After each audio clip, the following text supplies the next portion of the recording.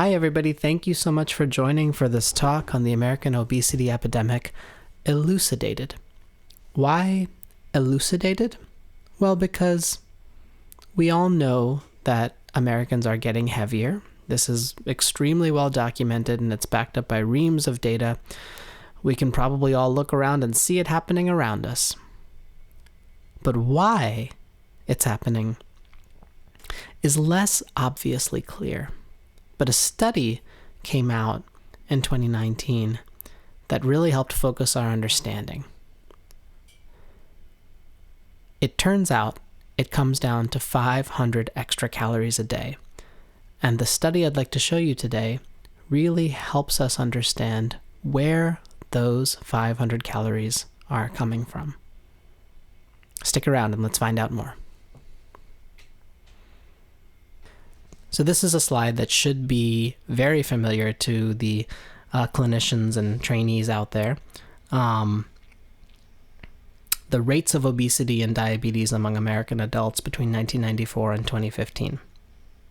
So in 1994, it's hard to find a state with an obesity rate over 15%. Whereas in 2015, it's hard to find a state with an obesity rate under 22%.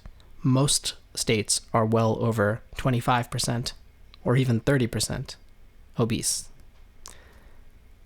Similarly for diabetes in 1994, hard to find a state with a diabetes rate over 6%, but by 2015, most states are well over 10%, and there isn't a single state with a rate under 6%. So obesity and diabetes very much on the rise in America. This is at least part of the reason why. This looks at calorie consumption of American adults between 1970 and 2009, and we are quite simply eating more. We're eating about 500 calories a day more than we did in 1970. But where do these calories come from? Well, the study I mentioned that came out in 2019 from the NIH helps us understand the source. Here's the study by Dr. Kevin Hall and his group at the NIH. It's a really brilliantly done study where 20 people, 10 men and 10 women, were voluntarily kept on the NIH metabolic ward for 28 days, for 4 weeks.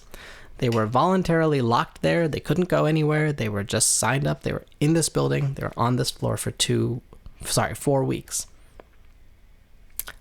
For the first 2 weeks, half the subjects consumed a diet of exclusively unprocessed food, whereas the other half consumed a diet of exclusively ultra-processed food. And 2 weeks in, the groups switched. Those who were consuming ultra-processed started consuming unprocessed, and those who were consuming unprocessed started consuming ultra-processed. So everybody spent 2 weeks doing each of the diets in one or the other order. People were given 60 minutes to consume as much as they wanted of each meal. And here's what was really interesting about the study is that the presented meals, the meals that were given, were designed to be identical in calories, fat, protein, sodium, fiber, any way that you can measure the food numerically. They're designed to be the same. Let's take a closer look at these meals. This is a photo of an ultra-processed breakfast. Some Honey Nut Cheerios, a blueberry muffin, some margarine, and some milk. Here, by contrast, is an unprocessed breakfast. Some bananas, some apples, some strawberries, granola, yogurt.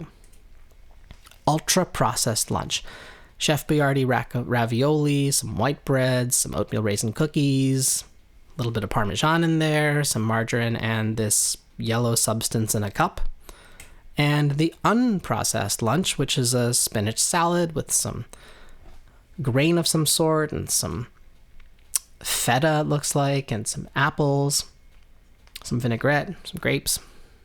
Ultra-processed dinner, I think this is a Hormel beef product with some mashed potatoes and canned corn and gravy and chocolate milk and the yellow substance. And this is the unprocessed dinner, a veritable banquet of broccoli and tomatoes and cucumbers and oranges and some rice and pecans with some beef.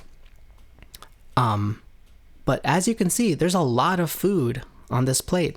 And what often jumps out to people is how much more food was presented in the unprocessed diet as opposed to the ultra-processed diet. But aren't they all supposed to be the same calorie-wise? We'll come back to that. Well, given how much more food is on the plate when you're eating unprocessed food for the same number of calories, it's not surprising that people finished their ultra-processed meals, but they largely didn't finish their unprocessed meals. Ultra-processed food led to an increase in consumption by about 500 calories a day more than when the same people were eating unprocessed food. 500 calories a day when it's processed. 500 calories less when it's not processed. What's that about? Well, let's take a closer look at the food. This is the ultra-processed dinner. This is the unprocessed dinner. Ultra-processed, unprocessed. Why is there so much more food on the plate, given that this meal is supposed to be the same in every way, numerically, in terms of calories and all that? What's in this food that isn't in this food? Turns out the answer is fiber. Fiber, the magical stuff that holds plants up, the magical structure of the food that we are meant to eat, takes up space but provides no calories. It is nutritionally dense because fiber accompanies plant food, and plant food has antioxidants and phytonutrients and all of these chemicals that benefit your metabolism in your system, but energy poor. Whereas processed food is nutritionally kind of skimpy, not much there in terms of vitamins and minerals, but energy dense. So no surprise, when you consume processed, energy-dense food, you tend to eat more.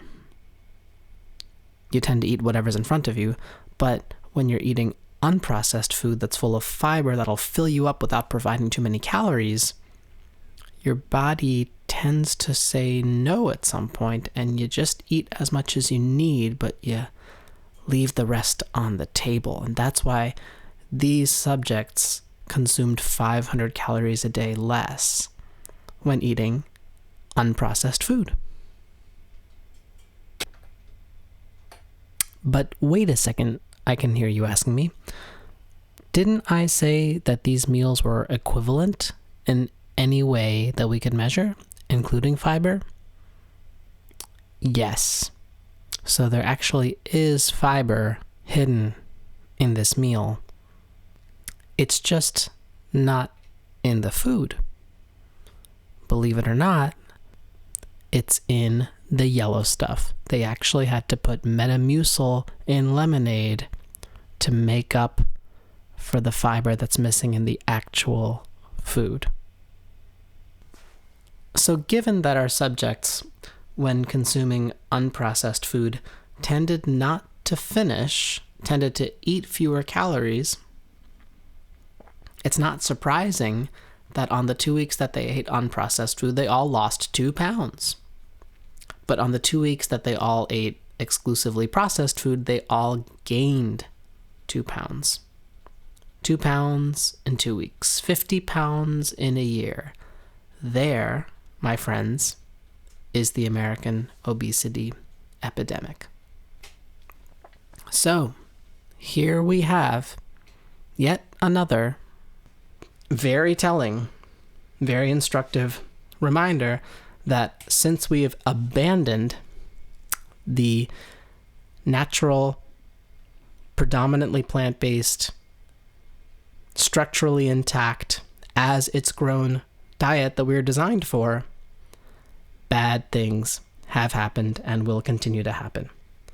So take that to heart. Eat structurally intact, fiber-rich, whole plant food as much as possible, and the metabolic disaster that is America will not befall you.